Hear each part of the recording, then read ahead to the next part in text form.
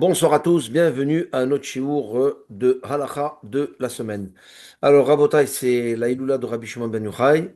Ça fait 2 jours qu'on a pris une pause dans le Talmud Masechet Tamid pour discuter un petit peu de Rabbi Shimon. Donc, on a fait des petits shiurim ce matin et hier aussi. Alors, on va parler de quelque chose de fondamental. C'est une Gemara très très connue dans Masechet Berachot qui parle un petit peu du relationnel entre la Parnassa et l'étude de la Torah.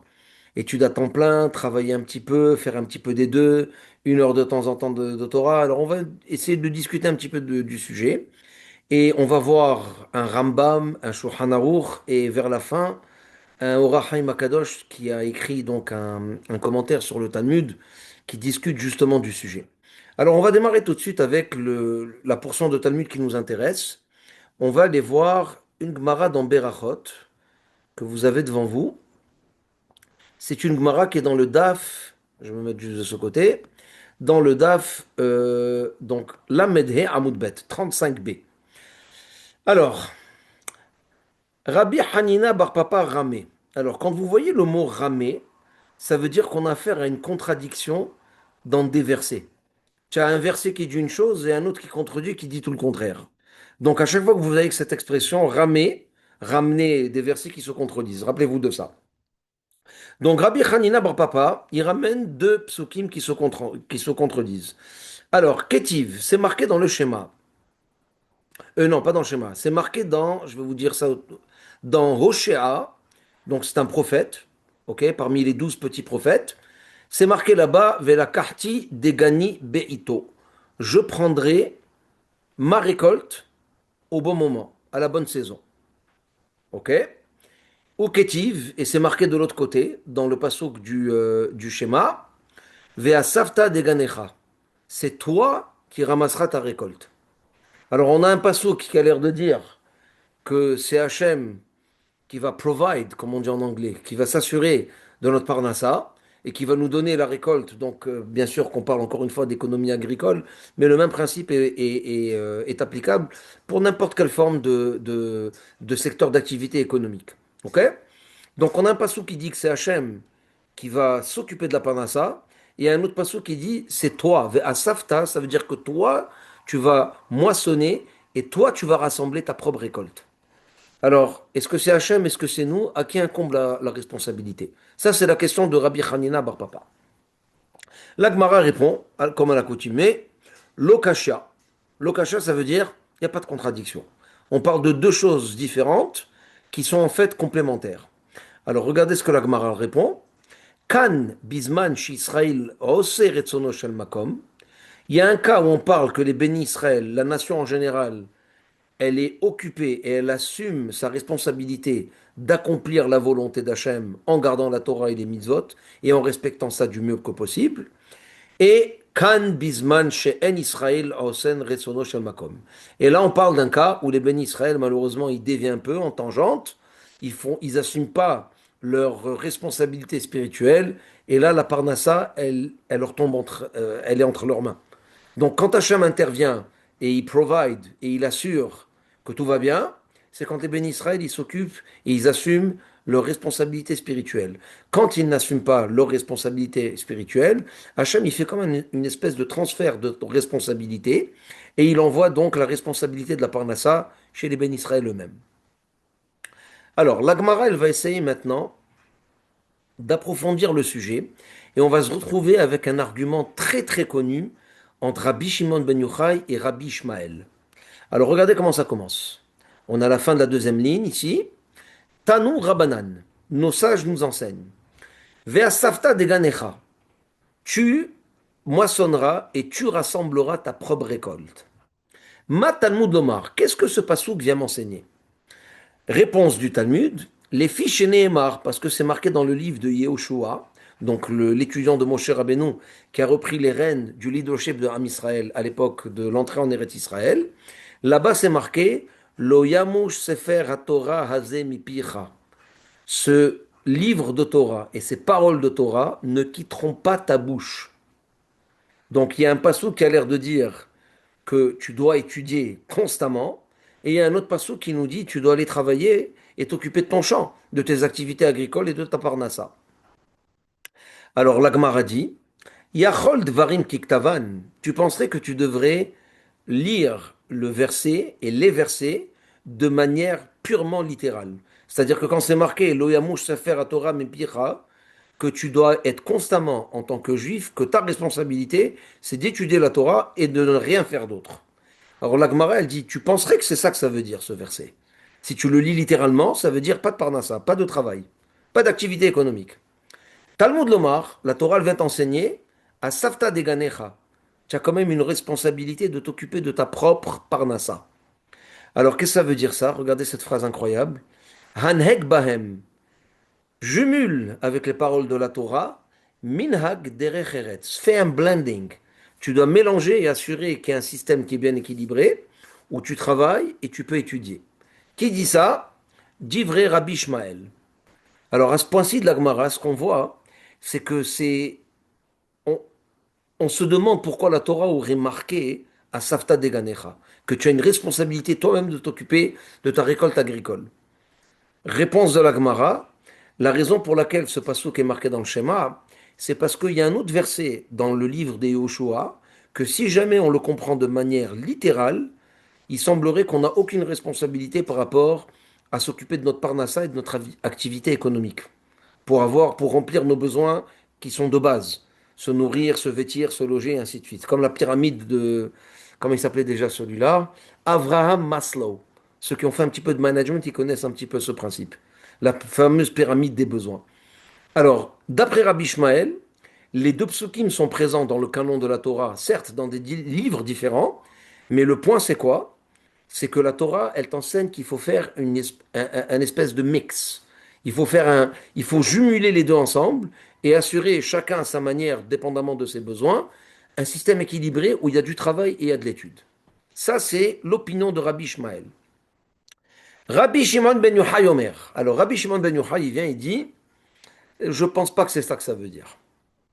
Alors, encore une fois, avant de vous expliquer ce que Rabbi Shimon y fait, si vous regardez bien la séquence de la Gemara, la première opinion qu'on a vue, où c'était marqué qu'Hachem va s'occuper de la récolte et que nous, on doit travailler, la réponse qu'on a justifiée pour justifier la présence de deux versets qui disent des choses complètement contraires, c'est qu'en fait, on parle de deux situations où la responsabilité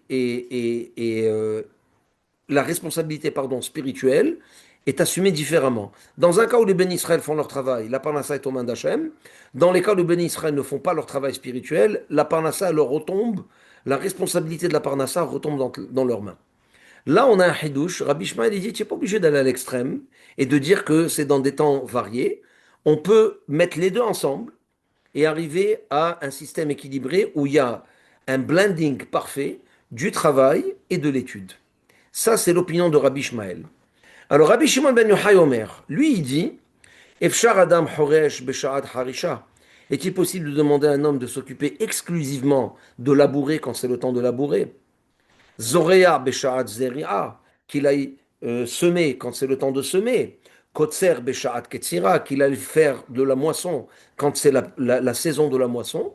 Dash Besha'at Disha, qui sépare les graines de leur écorce au moment où c'est le bon temps.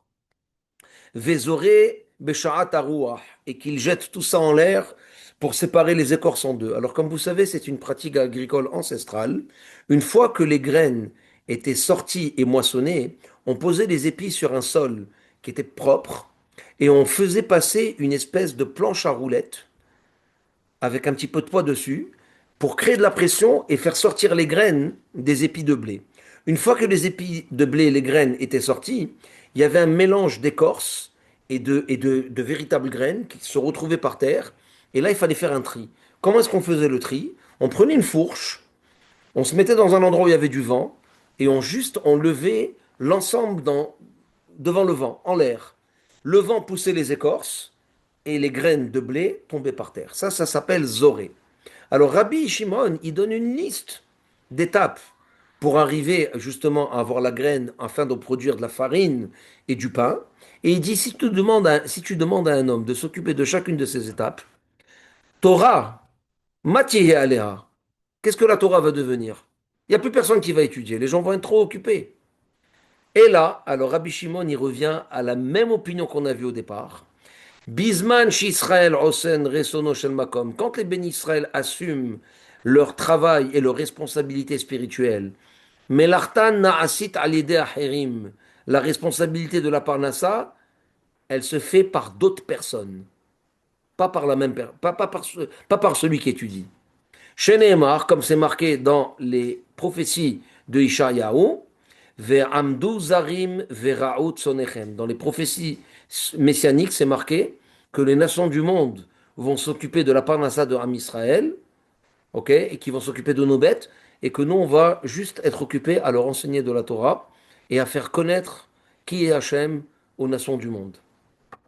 Ou bisman she'en Israël osen resono shel makom. Et au temps où les bénis Israël, malheureusement, n'assument pas et n'accomplissent pas la volonté d'Hachem, alors là, il dit quelque chose de terrifiant.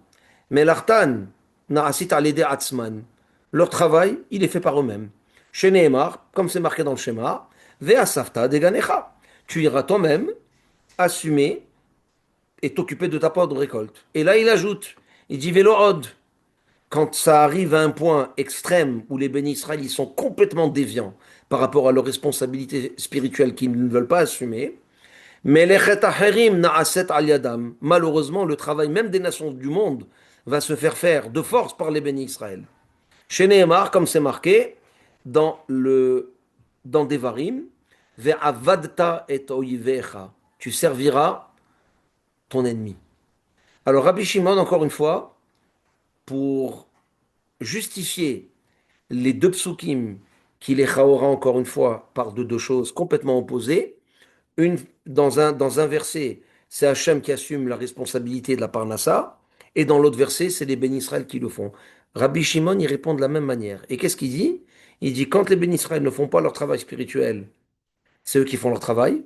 Et quand les bénis Israël ils font leur travail spirituel, c'est les autres nations du monde qui travaillent pour eux. Et au passage, quand le bouchon est poussé à l'extrême et que les bénis Israël ils ont vraiment dévié du chemin, eh ben c'est le travail des autres qui va être fait par les bénis Israël. Donc carrément une malédiction. Amar Abaye, Abaye il vient, il conclut et il dit Arbe Asouk et Rabbi Ishmael. Il y a beaucoup de gens qui ont opté pour l'option de Rabbi Ishmael, de travailler et d'étudier. Ve'alta beyadan. Et ils ont eu de la tzlaha, ils ont eu du succès avec un système équilibré. Que Rabbi Shimon ben Yochai, beaucoup ont essayé aussi de suivre l'option de Rabbi Shimon ben Yochai, donc d'assumer une étude à temps plein et de ne pas s'occuper du tout de leur parnassa. Et la Gemara, elle répond, Velo alta beyadam. Ça n'a pas été, il n'y a pas eu beaucoup de succès. Alors en conclusion, si on réanalyse un petit peu la séquence du Talmud, on a quelque part deux approches. On a Rabbi Shimon qui dit, la parnassa, c'est incontrôlable. C'est entre les mains d'Hachem. Fais ton travail spirituel et tu verras que tout va arriver, tout va rentrer dans l'ordre. Si jamais les bénis Israël n'assument pas leur travail et leurs responsabilités spirituelles, alors là, il y a deux degrés. Degré numéro un, tu t'occupes de ta propre parnassa, et quand ça va vraiment mal, et qu'il y a une défaillance carrément dans la responsabilité spirituelle, malheureusement, les bénis Israël vont être asservis et faire le travail des autres. Voilà ce qu'il dit Rabbi Shimon. Conclusion de l'Agmara, beaucoup ont fait comme Rabbi Ishmael et ont jumelé travail et études, et ça a très marché pour eux. Beaucoup ont fait comme Rabbi Shimon ben Yochai, ça n'a pas bien donné. Ça n'a pas tenu le coup sur le long terme. C'est bon? Des questions, Gabriel, ou tout est clair? Il faut allumer le micro. Allume ton micro. Je suis d'accord avec la première version, parce que ce qu'il y a, c'est que il faut maintenir un équilibre et ne pas aller aux extrêmes. Parce que tu vas aux extrêmes, tu vas ne faire qu'étudier, tu vas être dépendant de ceux qui vont t'amener ta part d'un ça. Et tu es sous dépendance et tu auras beau étudier, et si eux décident de ne pas aller au champ et cultiver et ramasser, qui va te donner à manger. Donc, tu es obligé de balancer, d'étudier et de travailler. Je pense que c'est une formule qui est... Et Qui est ensuite, gagnante. quand on dit ta bouche ne doit pas quitter la Torah, je pense que c'est beaucoup plus, c'est pas littéral, c'est beaucoup plus imagé que autre chose. Parce que oui, tu dois garder en disant tu ne peux pas, tu ne dois pas, ta bouche ne peut pas quitter la Torah, en voulant dire oui, tu dois étudier, mais aussi tu ne dois pas, dans ce que tu fais, tu ne dois pas lâcher l'esprit de la Torah de ce que tu as étudié. Tu dois continuer à œuvrer dans le sens de ce que tu as lu et ce que tu as appris. By the way, Voilà. on va voir un petit peu plus tard dans le shiur, il y a une opinion qui dit ça dépend de la personne. Si tu as affaire à quelqu'un, Rabbi Ovadia Yosef, Baba Saleh, hmm, tu es un grand sadique, tu as une foi inébranlable et tu es tellement proche d'Hachem, he's gonna provide. Je te rappelle que les Abu Hatzera, ils ont toujours étudié la Torah à temps plein. Et non seulement ils ont eu assez pour assumer les responsabilités financières de leur propre famille, mais ils avaient des millions qui atterrissaient sur leur table et ils pouvaient financer plein de yeshivot et de maisons d'études. Mais si tu as affaire à quelqu'un, simple personne, commun des mortels, comme vous, comme toi et moi, alors là, on ne peut pas se prendre pour des gens qu'on n'est pas et on doit aller avec les lois de la nature parce que notre degré de proximité avec Hachem et notre service divin, il est carrément dans une autre gang par rapport à ce genre de personnes qui sont des grandes sadikim. Alors peut-être que c'est ça que ça veut dire. Et que quand la Gemara, elle dit, il y en a beaucoup qui ont fait comme Rabbi Shmuel, ça a marché. Parce que la masse, la majorité du peuple, c'est pas l'élite sadikim.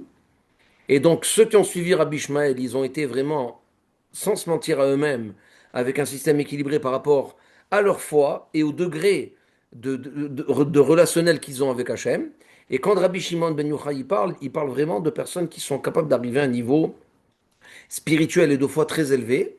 Et eux, ils ont un autre système.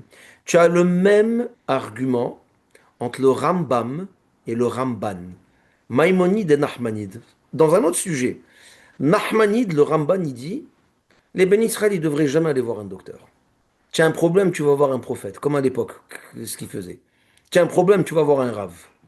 Et tu demandes de prier pour toi parce qu'en général, la source de, d'une maladie physique, elle trouve toujours sa source et sa racine dans un mot qui est plus spirituel et qui est en plus en rapport avec la condition intrinsèque de la personne, ce qu'on appelle la neshama.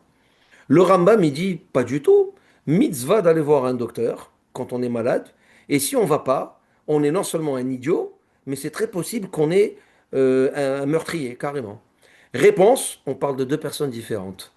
Un tzaddik comme Baba Saleh, il peut aller voir des Nevi'im s'il veut. Il peut juste s'adonner à la prière et il y aura une réfoua.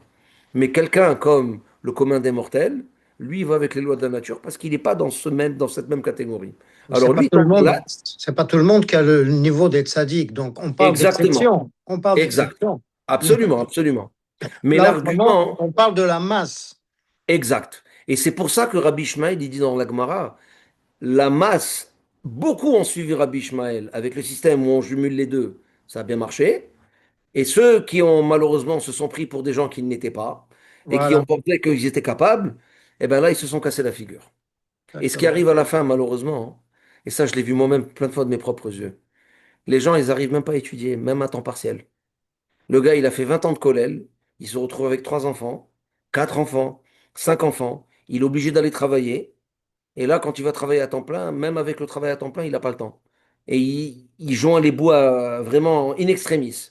Quand est-ce qu'il attend d'étudier celui-là? Peut-être ça aurait été plus rentable d'étudier à temps plein tant que les enfants sont pas là. Quand les enfants arrivent et les responsabilités commencent graduellement à s'intensifier, là, on fait une petite transition et on arrive vers le... Et ça, c'est un système qui marche bien. Je connais plein de couples, par exemple, ils ont eu des enfants au bout de 3 ans, 4 ans, mais les 3, 4 premières années de mariage, le gars, il s'est mis à l'étude à temps plein, à fond la caisse, et il a ramassé le plus possible, il a récolté le plus d'étincelles spirituelles qu'il pouvait. Et quand la situation a dû changer à travers des responsabilités financières qui sont devenues plus intenses, eh ben, il a fait une transition graduelle et Et ça, il c'est arrive plus à étudier encore difficile jusqu'en parce que bloc. si, Pardon. comme tu dis, il a étudié à fond la caisse, il s'est pas construit pour l'avenir. Et là, Bah, la regarde, transition est très difficile.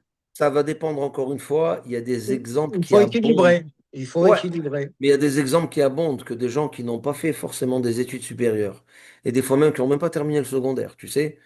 Une petite connexion, ils commencent dans l'immobilier, ils Ouais. investissent à droite à gauche, l'autre il trouve un bon job. Je connais un gars, je te jure, Gabriel, c'est pas une blague. Il fait 300 000 $ par année, il n'a pas terminé son secondaire. Très possible. Il est rentré comme gérant d'un warehouse dans une très grosse compagnie. Il a gravi les échelons. Il est le numéro 2 de la compagnie aujourd'hui. Bon, le gars, il sait bien écrire, il sait bien parler, il est bilingue, Et il a c'est appris dans ça le tas, mais il a fait zéro études supérieures et c'est un excellent manager. Donc, il n'y a pas de, tu sais, il y a pas de, c'est juste que tu mets toutes tes chances de ton côté quand tu as un diplôme dans un secteur donné ou pour aspirer et expérience du trouver, voilà, travail. et trouver un job un petit peu plus facilement. Mais il faut comprendre que c'est pas une formule qui marche pour tout le monde. Et il y a des gens aussi qui sont plus techniques et qui ne peuvent pas aller faire des études supérieures trop théoriques. D'ailleurs, si tu regardes bien à Montréal, je ne sais pas si tu t'es rendu compte de ça, mais dans les quatre universités qui sont présentes, tu as une université qui est technique, plus axée sur le terrain en français, qui s'appelle l'UQAM, l'Université du Québec à Montréal, et tu as l'Université de Montréal qui est beaucoup plus théorique. Et tu as le même système dans le domaine anglais. L'Université Concordia, c'est une approche qui est purement technique, très axée sur la pratique sur le terrain. C'est moins théorique. Tu arrives à McGill, tu es plus dans les livres et dans la théorie, et la pratique, elle Ouais. arrive quand tu vas travailler finalement. Pourquoi? Parce qu'encore une fois, il y a deux modes de personnalité et d'absorption de l'information au niveau d'assimiler la connaissance ou bien les prérequis pour faire un job donné. Il y a des gens qui sont plus techniques, il y a des gens qui sont plus théoriques, il y a des gens qui ont besoin de aucune expérience. Tu leur donnes le principe théorique, ils vont se débrouiller quand tu vas les jeter dans le tas et quand ils vont rentrer sur le terrain. Et il Mais y a des gens qui... est-ce que l'étude de la Torah est basée sur la quantité que tu étudies ou Non. sur la qualité que tu Sur la étudies? qualité. Donc, il peut se donner 2 heures par jour ou 3 heures par jour et se construire sa vie. Exact, exact. Alors, on va parler de ça dans quelques instants. Ce que je vais faire maintenant, on va rentrer maintenant dans la halakha. On va voir dans la halakha, on va voir comment le Rambam et le Shulchan Aruch, ils tranchent par rapport à ça. Est-ce qu'ils vont avec un système où ça dépend de la personne? Si tu es monsieur Baba Saleh, Ashrecha, va étudier toute la journée, ta prière elle passe, tu demandes à Hachem, il fait pleuvoir.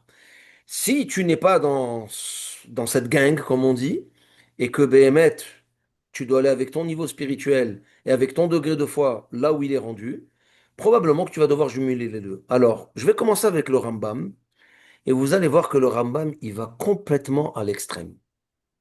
Le Rambam, il tient que quelqu'un qui tire sa subsistance de la Torah, c'est complètement interdit.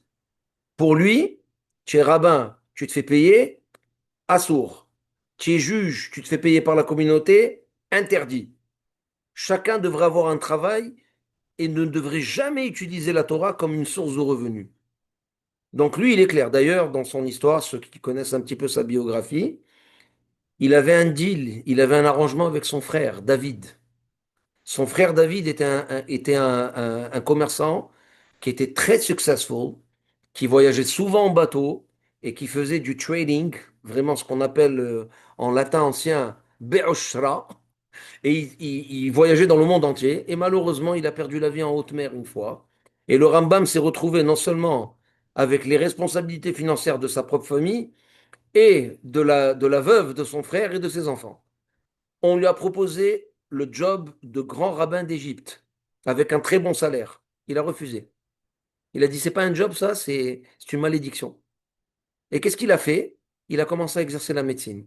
Alors, il a commencé avec des consultations, les gens du quartier, les gens de la ville, et par la suite, ses services ont été sollicités par le grand monarque dans le monde musulman à l'époque, qui justement était localisé en Égypte, le sultan Saladin.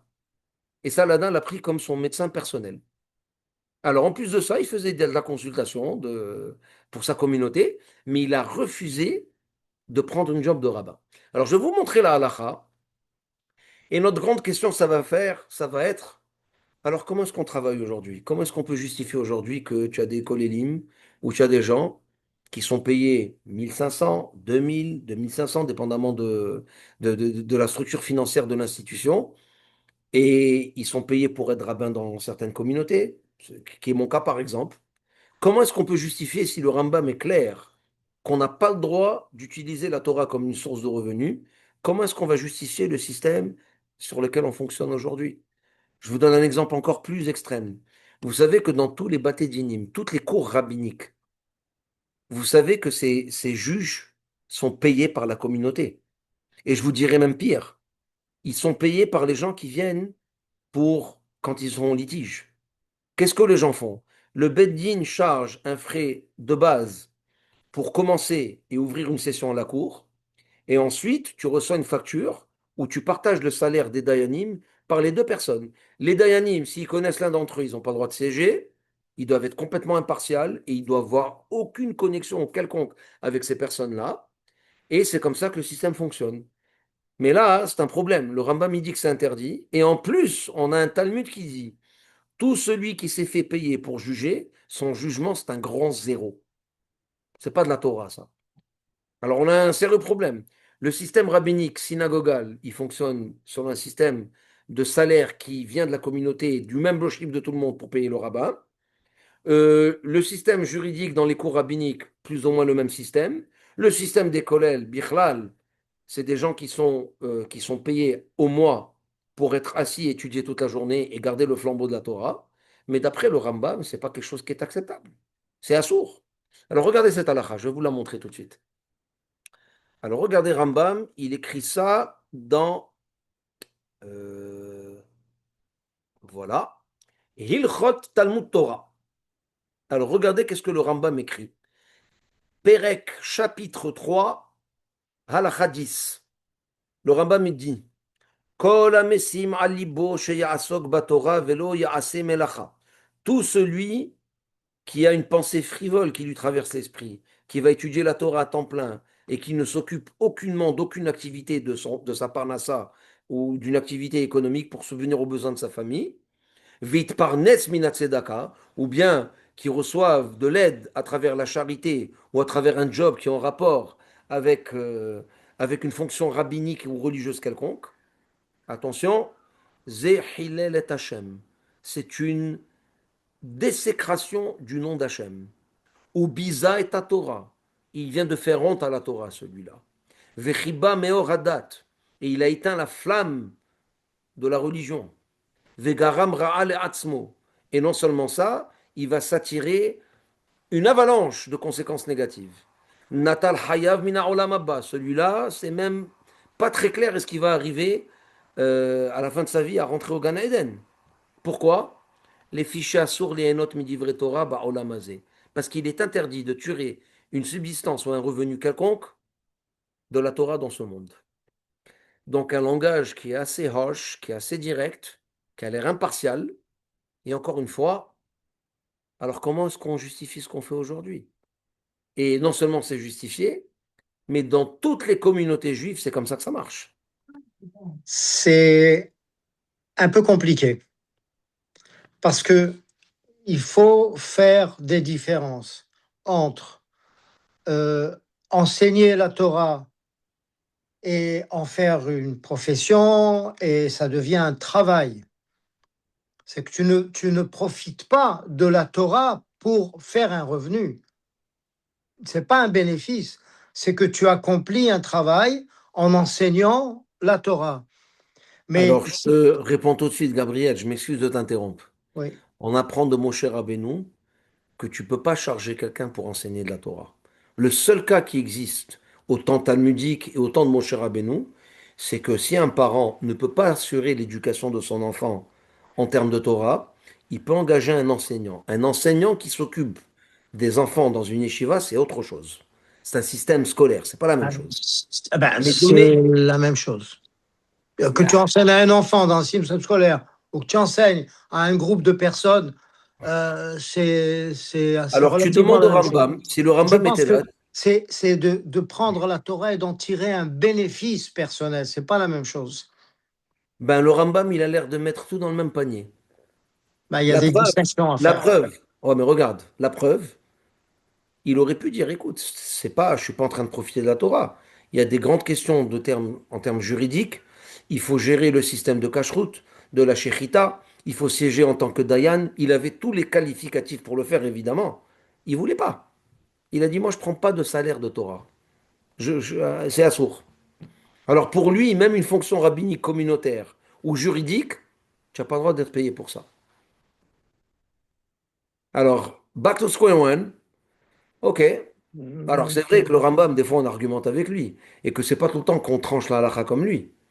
Mais comment est-ce qu'on va justifier le Ben, parce système? que moi, je fais la différence quand je parle de bénéfice, c'est, je prends le cas du Vadaïr, avec lequel j'ai argumenté et qui m'a dit, It's a business after all. Ça veut dire que si tu considères que tu as fait de la Torah un business, là, c'est différent.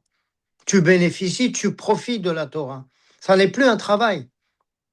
Mais dédier son temps à enseigner la Alors Torah, regarde, malheureusement, j'aimerais te dire le contraire. Et la vérité, j'ai pas honte de le dire, je l'ai même dit en face du directeur général. Le Vadaïr n'est pas une référence, que tu saches. C'est pas une référence. euh, Les irrégularités que tu vas trouver là-bas, c'est à tomber des nues. ouais, Et ouais, c'est mieux de ne même pas commencer cette discussion parce que ça va finir avec de la ouais, médisance. ouais, ok, Alors, laissons ça de côté. Restons théoriques. ouais, Le Ramban, il dit, si une activité qui est en rapport avec la Torah, avec la spiritualité, que ça soit un Moël, que ça soit un Shohet, ok? Que ça soit un enseignant, un juge, un rabbin de communauté, il n'y a pas de salaire qui doit venir de la Torah. Ça doit être fait gratuitement et le reste, tu te débrouilles. Je vais te donner un autre exemple. Regarde. Le Moël de mon fils, Yosef Israq, il s'appelle Rabbi Eilstein. Il te charge, à l'époque, il chargeait 500 dollars par Mila. Et il m'a dit clairement, je fais attention au Rambam. Alors, ce que je fais pour éviter que je, je viens pendant presque une semaine, je change les couches du bébé, je change le pansement, je fais du travail un petit peu d'infirmier. Et mon salaire, je le justifie comme ça. Prendre de l'argent juste parce que j'ai fait la mitzvah de circoncire quelqu'un, je ça comprends. me dérange. Bah, Et c'est je sais que le différent. Rambam, et je sais que le Rambam, il tient que c'est interdit. Alors, qu'est-ce que je fais pour faire un petit tour de passe-passe? Je fais de l'entretien d'infirmerie, je viens visiter l'enfant, je change les couches, je renouvelle le pansement, je m'assure que tout va bien, je discute avec le docteur et pendant une semaine, ça justifie le salaire. Bon, tu peux discuter de la méthode, mais quand même, c'est mieux que qu'un gars qui vient, qui te fait un petit charcutage très rapide, il te fait une beracha, il se tire, shalom aleichem, tu l'as plus vu. C'est différent. Alors, regardez ce qu'on va faire. Je vais vous montrer un commentateur qui s'appelle le Kesef Mishneh. Alors tenez-vous bien, mes chers amis, pour vous montrer à quel point ces Grabanim, d'il y a 500 ans, c'était des anges. Le Kesef Mishneh, c'est Rabbi Yosef Karo. C'est l'auteur du Shulchan Aruch. Alors, non seulement il a écrit le Shulchan Aruch, il a écrit un autre livre qui s'appelle le Bet Yosef. Le Bet Yosef, qu'est-ce qu'il fait? Dans chaque halakha qu'il a écrit et qu'il a tranché dans Shulchan Aruch, il t'explique toute la nomenclature théorique et la méthodologie pour arriver à la décision sur le terrain. C'est un travail colossal. Et il a fait ça sur toutes les halakhot qu'il a écrites. Et à la fin de sa vie, parce qu'il s'ennuyait à Guess, il a décidé de s'attaquer au Rambam, parce que le Rambam, je vous rappelle, les livres de Maïmonide, il n'a pas écrit les références. Il a donné ça comme Torah Moshe Missinaï. Voici la halakha, voici le cas, voici la halakha. D'où il tient, où c'est marqué dans le Talmud, qui est d'accord, qui n'est pas d'accord. Il n'est pas rentré là-dedans.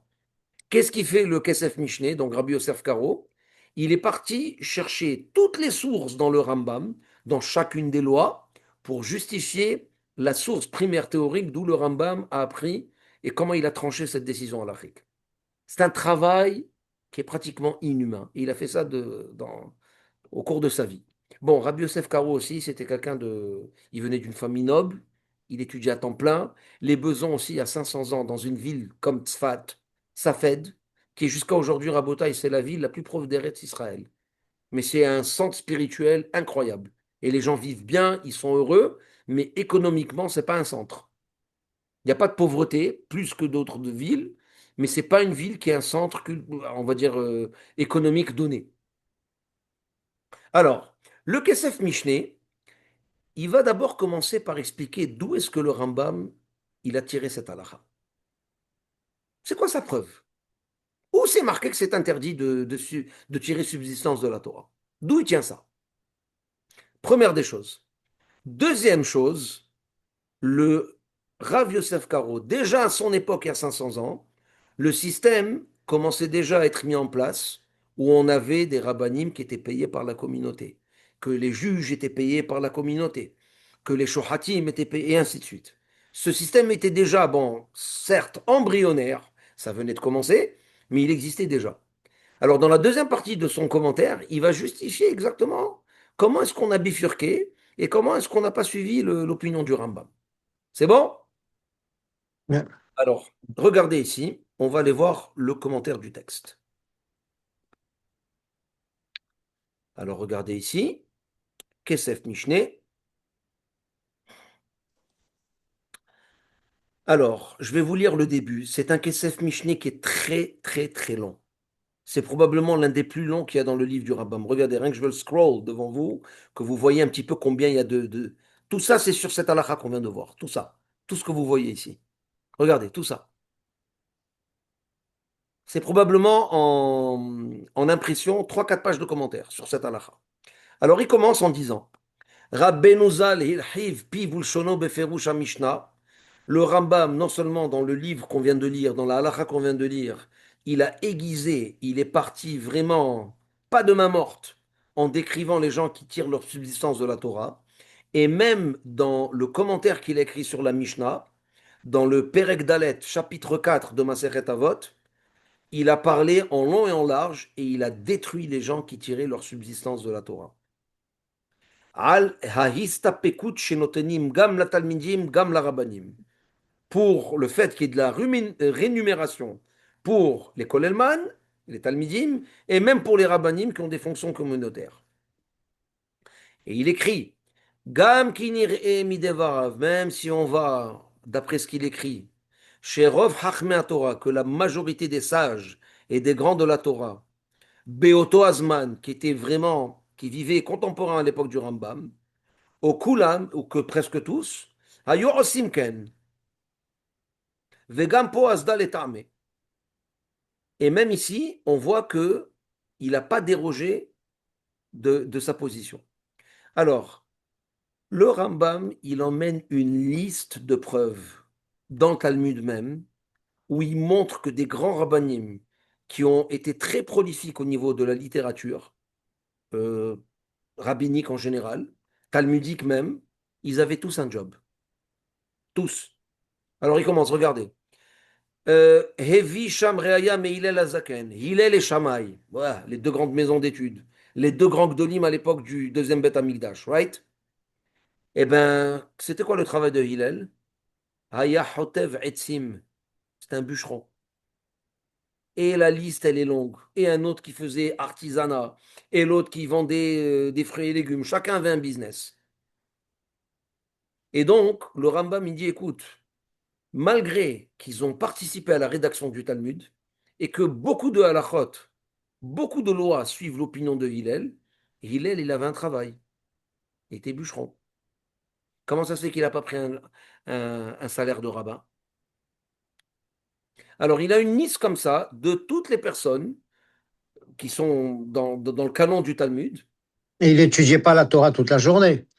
Ben, Ah, il semblerait qu'ils avaient un budget à respecter et que dès qu'ils travaillaient quelques heures dans la journée, dès qu'ils arrivaient à leur niveau de vente, ils baissaient le rideau ou ils arrêtaient de faire ce qu'ils faisaient, ils allaient étudier. Dès que le mois était bouclé, qu'on savait qu'on avait assez d'argent, Agues qui séparait ça bien évidemment, ils faisaient 2 3 heures par jour et le reste du temps ils étudiaient. donc il avait un équilibre. Oui, mon grand-père m'a raconté qu'il connaissait des gens qui habitaient, qui vendaient des tissus, des commerçants qui étaient au Mela. Je te parle des années 40. Mais c'était des Talmidei Chachamim, c'était des grands rabbins. Eh bien, ils avaient une très bonne parnassa, mais dès que la vente de la journée était faite, le gars, il fermait le magasin. Et tout le monde savait. Chaque jour, c'est différent. Une fois, il va rester ouvert de 8 heures à midi, une fois, c'est de 8 heures à 10 heures. Pourquoi? Il a bien vendu, ça y est, il n'a pas besoin de travailler plus. Et demain, on verra. Et c'est comme ça que ça fonctionnait. Le Chafetz Chaim lui-même, le Chafetz Chaim, sommeté dans le monde ashkénaze dans le siècle dernier, c'est un vendeur d'épices. Il avait un magasin d'épices. Il vendait du paprika, du sel, du poivre et tout ça. Et lui aussi, même système. Dès qu'il avait assez d'argent, blum, on ferme le rideau. Carrément. Et il se Alors, détournait pas de la Torah. pas du tout. Ouais, Pas voilà. du tout. Pas du tout. Mais, quand ils avaient assez, ils faisaient que, comment je pourrais te dire ça? L'accessoire est l'essentiel. L'essentiel, c'est la Torah. L'accessoire, c'est la parnassa. La majorité des gens, malheureusement, ils intervertissent les cartes. C'est soit un Ouais. manque d'éducation, soit que dans l'étude, ça va pas très fort. Et il y a des gens qui accrochent pas. C'est dur d'étudier le Talmud. C'est très intense. Ça demande beaucoup de concentration, ça demande une ouverture d'esprit, ça demande vraiment une clarté et ne pas être dérangé par des autres choses. C'est pas tout le monde qui est capable de faire ça, bien que potentiellement tout le monde est capable de devenir des grands érudits en Torah. Tout le monde. Tu mets le cœur, tu t'annules, les choses fonctionnent. Mais on voit que même des grands tzadikim, c'est comme ça qu'ils travaillaient. Alors, on va aller droit au but. Je vais vous montrer maintenant la conclusion du Kesef Mishneh. Encore une fois, ces preuves, c'est quoi? C'est qu'en fait, dans le Talmud même, les grands auteurs du Talmud, dont la majorité des lois que nous connaissons aujourd'hui émanent d'eux carrément, ils avaient tous un travail. Ça, c'est la grande preuve du Rambam. Maintenant, le Kesef Mishneh, regardez qu'est-ce qu'il va écrire pour justifier notre système. Alors, regardez en bas. Alors, Veraïnu, et on voit que Kol Hachme Israël, que tous les grands sages des communautés juives dans la planète, Kodem Zman Rabbeinu, avant même l'époque du Rambam, Ve'acharav, et même après lui, Nohagim Litol Sechara Minatzibur, c'est une pratique courante. Ils sont payés par la communauté par rapport à leur rôle communautaire. Vegam Kinode, et même si on admet que la halacha, que la loi théorique, qui est d'ivré Rappenou, elle devrait être comme le Maïmonide, comme le Rambam, dans le Pirush Mishnah. Alors écoutez ce qu'il écrit, Rabotai, c'est très intéressant. Efchar, c'est possible que chez Iskimu, Ken, Kol Hachme Adorot, peut-être qu'il y a eu un consensus de toutes les sages de toutes les communautés juives à l'échelle planétaire. Que quoi? Mishum, à cause d'un verset qu'on a dans le Teilim. Alors ce verset, il est très puissant. Je vous lis le verset. Ret la'atzot lachem, quand c'est le temps de prendre des décisions graves et très difficiles pour accomplir la volonté d'Hachem, heferu toratecha. On peut carrément aller et transgresser un interdit de la Torah. Exemple, regardez, je vais vous donner un exemple. Il est formellement interdit d'écrire la Torah orale. La Mishnah enseignait oralement. Le Talmud enseignait oralement. Le Midrash enseignait oralement. La seule chose qu'on a le droit d'écrire, c'est le Tanakh. Les 24 livres de la Torah, incluant ceux de Moshe Rabbeinu. Ah, mais aujourd'hui, toutes les bibliothèques du monde, il y a des livres du Rambam, le Shulchan Aruch, le Talmud de Jérusalem, le Talmud Bavli, les livres de Midrash. Comment ça se fait qu'on a mis ça sur papier? Alors, un grand rave, qui était le prince de la Torah à cette époque, Rabbi Yehuda Hanassi, à travers l'exil qui commençait à s'intensifier, les persécutions, je vous rappelle qu'à cette époque, mais c'était une horreur d'habiter en Israël. C'était très très dur. Les Romains, c'était des sanguinaires. Non seulement ils avaient détruit le deuxième Beth Amikdash, après ça, il y a eu l'époque de Bar Korba avec la rebelle des Zélotes, l'histoire de Masada, des rébellions qui n'arrêtaient pas, et l'Empire romain a perdu patience et ils ont rasé le territoire. Les taxes, il y avait de la famine, il y avait de la pauvreté, c'était un massacre total. Rabbi Yehuda Hanassi a vu que les gens étaient tellement persécutés et qu'ils étaient tellement occupés à essayer de survivre que la Torah orale a commencé à s'enfuir. Et alors là, il s'est dit, attends une seconde, c'est interdit de l'écrire. Mais si je transgresse pas l'interdiction d'écrire, on va tout perdre. Alors il s'est assis avec tous les sages de l'époque et ils ont pris en consensus la décision d'écrire la Torah orale. Et ça s'est fait par étapes. Ils ont commencé par la Mishnah. 400 ans après, l'exil s'est intensifié, les persécutions, les pogroms. Ils ont dit, bon, maintenant, on est même obligé de faire la rédaction du Talmud, parce que le texte qu'on a écrit de la Mishnah n'est plus suffisant. On perd trop d'informations. Alors, ils ont rédigé le Talmud. Ils l'ont fait à Jérusalem, ils l'ont fait à Babylone. Par la suite, même la loi pratique, on n'arrivait pas à la dériver du Talmud. On a commencé à écrire des livres de halakha, et ainsi de suite, jusqu'à qu'on on est aujourd'hui comme on est. Donc, quand il y a des moments graves où on risque de tout perdre, qu'est-ce qu'on voit? Arrête la asot l'Hachem, pour préserver la volonté d'Hachem.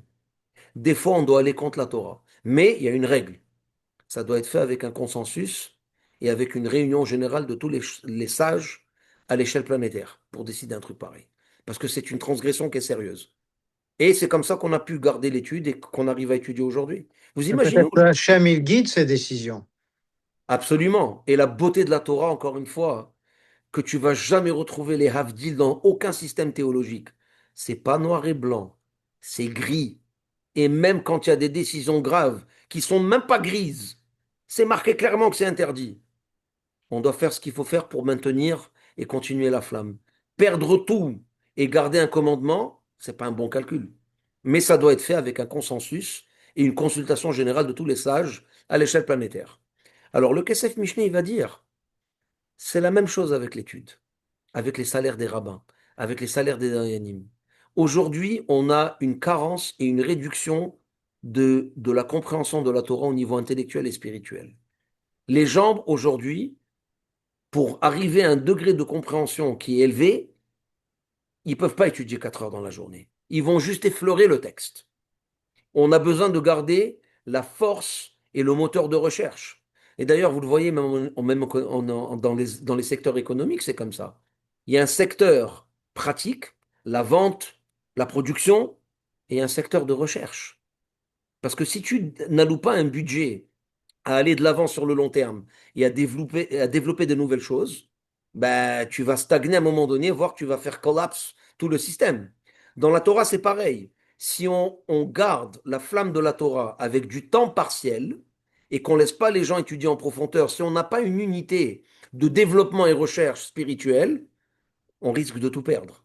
Alors, heureusement, c'est l'élite. C'est pas tout le monde qui est capable de faire ça. C'est pas tout le monde qui a cette motivation de pouvoir s'asseoir pendant des heures et des heures à travers des sacrifices au niveau économique et tout pour garder la flamme. Alors, qu'est-ce qu'on a fait? Aet la asot lachem eferu toratecha. Si on allait comme le Rambam et on suivait son système, on aurait eu une perte majeure au niveau théorique et au niveau de la compréhension profonde de la Torah. Donc on est obligé de garder une partie minoritaire de la population qui a les capacités intellectuelles et spirituelles, s'occuper de leur parnassa pour développer un département de recherche et développement spirituel. Tout à fait Et c'est vrai. comme ça, et c'est comme ça qu'il justifie. Regardez dans les mots, je vais vous le montrer dans les mots. Regardez ici.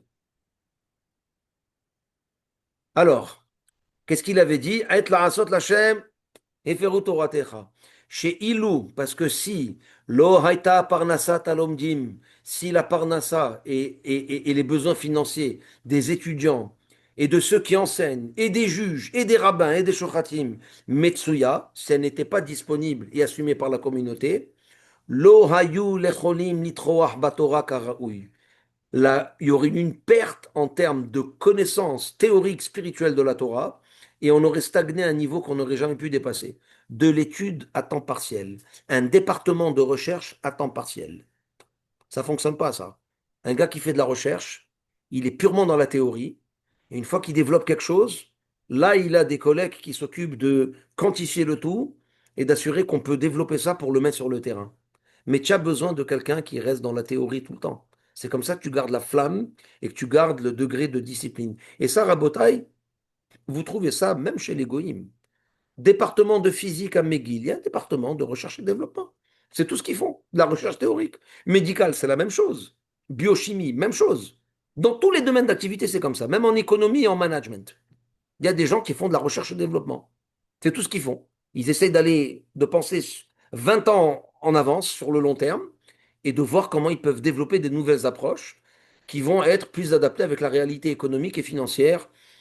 Alors nous, on fait la même chose. On a une réalité spirituelle qui est différente Et pour garder un haut niveau de compréhension, on est obligé d'avoir des gens qui étudient à temps plein.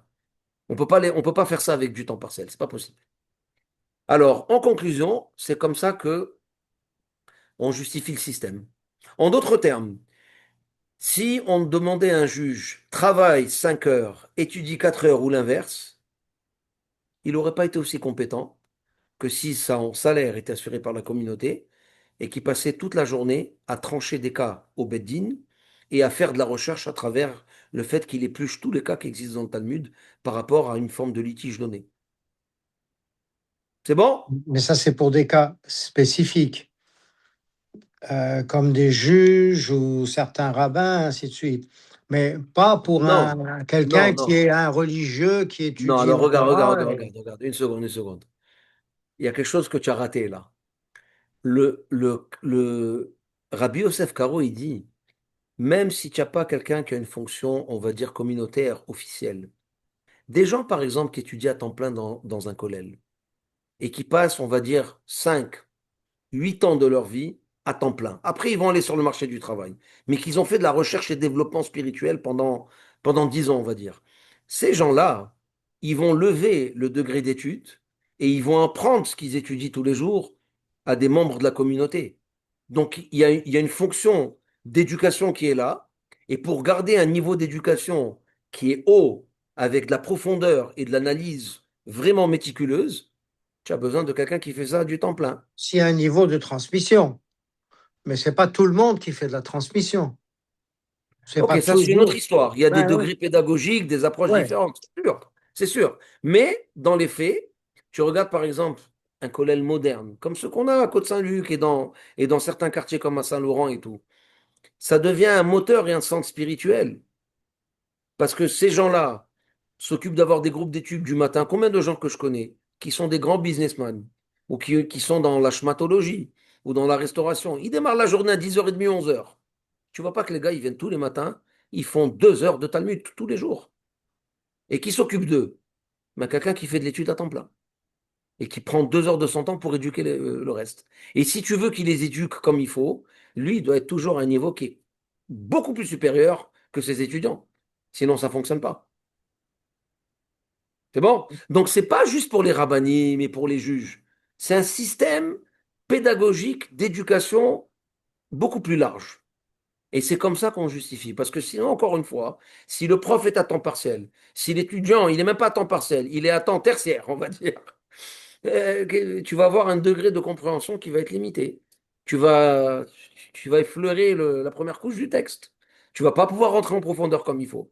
Tu vas pas faire de l'analyse comme il faut. Donc, tu as besoin d'avoir une infime partie minoritaire qui garde le flambeau et qui maintient la barre très haute. C'est comme ça que tu arrives à continuer. Et ces gens-là, on les paye parce qu'on n'a pas le choix. Parce qu'aujourd'hui, c'est juste pas possible. Alors regarde ici, on va conclure avec un Ora Haim Akadosh. Le Ora Haim Akadosh, il commente sur une Gemara dans Masechet Berachot. Le Talmud là-bas, il dit qu'une personne qui travaille et qui profite du labeur de ses propres mains, Ashrecha vetovlach. Ashrecha, tu es digne de louange, et tovlach, tu auras que de bonnes choses. Et la Gemara dit, Ashrecha dans ce monde, tu vas être bien indépendant dans ce monde parce que tu ne dépends pas de la communauté. Et en deuxième lieu, tu seras bien dans l'Olam Haba parce que tu n'as pas profité de la Torah. Le Or HaChaim Akadosh, il dit, malheureusement aujourd'hui, avec les persécutions, avec tout ce qu'on a traversé depuis cet exil qui est interminable, on a perdu en termes de compréhension de Torah. Ce qu'un sage faisait à l'époque du Moyen Âge en 4 heures, ça prend 12 heures aujourd'hui. C'est pas possible. On n'a pas le même IQ spirituel. Et je sais que c'est un concept qui est très étrange. Je vais vous dire pourquoi. Dans le monde Goy, ça a l'air de travailler à l'inverse. Regarde où ils étaient dans le Moyen Âge, et regarde comment ils se sont civilisés, ils ont avancé, et là maintenant, il y a plus de connaissances. Nous, c'est le contraire. On s'évade et on s'enfuit quand on avance dans le temps, et quand on prend de l'avant au niveau temporel par rapport au don de la Torah et à la génération de Moshe Rabbeinu, il y a une dégradation de la compréhension, parce qu'on s'éloigne de la source primaire. Et en plus, si tu ajoutes avec ça les persécutions et l'exil et le racisme et whatever you want to call it, Comment tu veux demander à des gens de pouvoir mettre toute leur tête pour analyser un texte? Quand le gars, il ne sait même pas ce qu'il va manger demain et qu'il a le gouvernement qui le court après parce qu'il porte une kippa. C'est pas faisable. Alors le Rachel Makadosh, il va écrire, il va dire, quand le Talmud a dit louange à celui qui travaille et qui bénéficie du labeur de ses mains, il va écrire clairement, il va dire ça, c'était au temps talmudique.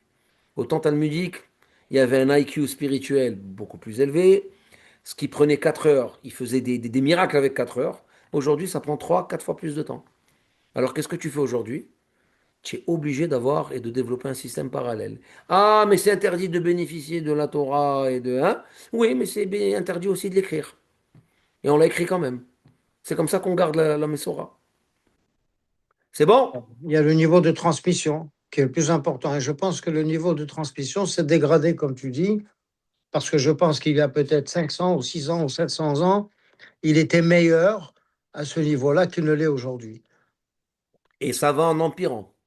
Regarde, même dans le domaine de l'éducation, je sais de quoi je parle, c'est ça que je fais, c'est ma profession. Mais tu vois, rien que qu'est-ce que les élèves ils faisaient en 2000, la patience qu'ils avaient, comment ils travaillaient méthodiquement, comment ils comprenaient que le résultat, c'est pas tellement important. On va, on prend le temps, c'est là-bas où on se bâtit dans le processus de recherche et d'études, hein. Aujourd'hui, ADHD, FreDHD, BLADHD, il n'y a que des diagnostics partout. Et tu vois, les enfants, ils tiennent même pas en place. C'est-à-dire que même le temps que ça prend pour assimiler l'information, ils n'ont pas la patience. Ils n'arrivent plus. Alors tu dois prendre des raccourcis, sinon tu perds ta classe. Tu commences à leur faire un cours trop théorique, ils vont dormir tous. Ouais. Tu es obligé toujours de raccorder ça avec quelque chose de pratique, de faire des blagues pour les garder réveillés, de faire de l'entertainment pratiquement pendant que tu enseignes. Sinon, tu perds tout le monde. Et ça, c'est une dégradation qu'on voit même dans le monde goy. Parce que l'environnement a beaucoup changé. Absolument. Et Absolument. c'est la conséquence. Exact. Alors, en théorie, le Rambam a raison. En théorie, dans la halakha absolue, c'est interdit de profiter de la Torah. Mais on n'a pas le choix. Si on ne fait pas ça, on perd toute la Torah, encore une fois. À l'instar de ce qu'a fait Rabbi Yehuda Nassi, qui a transgressé l'interdit de l'écrire, parce que sinon, on n'aurait rien pu étudier aujourd'hui. Regarde rien qu'aujourd'hui. T'imagines si on avait le Talmud sans Rashi? T'imagines si on n'avait pas le Shulchan Aruch? Si on n'avait pas le Talmud écrit Bichlal? Mais qui va retenir des discussions interminables, complexes, méthodologiques, et commencer à te dégurgiter ça par cœur? Tu rêves, c'est une autre planète, ça, c'est pas possible. Mais ça met le judaïsme en danger. Total. Exact. Alors, quand il y a des choses et des décisions qui sont très graves à prendre, même si ça va à l'encontre de la Torah, we have to do what we have to do pour préserver le système. Et ça va prendre des années-lumière aux nations du monde pour comprendre ce principe. Parce que c'est un principe paradoxal. Et c'est quelque chose qui rentre pas dans leur tête, ça. Et c'est toute la beauté de la Torah, ce qu'on appelle l'esprit critique, d'utiliser sa tête. Il y a 4 volumes dans le Shulchan Aruch. Il y a un cinquième qui n'existe pas. Ça s'appelle ton jugement. Ça s'appelle les sages qui se concertent. Ça s'appelle analyser la situation et ne pas avoir peur d'avoir le dos large et de prendre des décisions qu'il faut prendre pour maintenir le système. Voilà mes chers amis. Alors je vous laisse là-dessus. Ce fut un OK. plaisir. On Merci. se voit Razak. Bezrat Hashem demain pour notre shiur de Gemara. On recommence demain le shiur traditionnel avec Masechet Tamid. Passez une excellente soirée, messieurs. OK. Merci. See you, Rabbi. Merci. Thank you. Avec plaisir. Au revoir.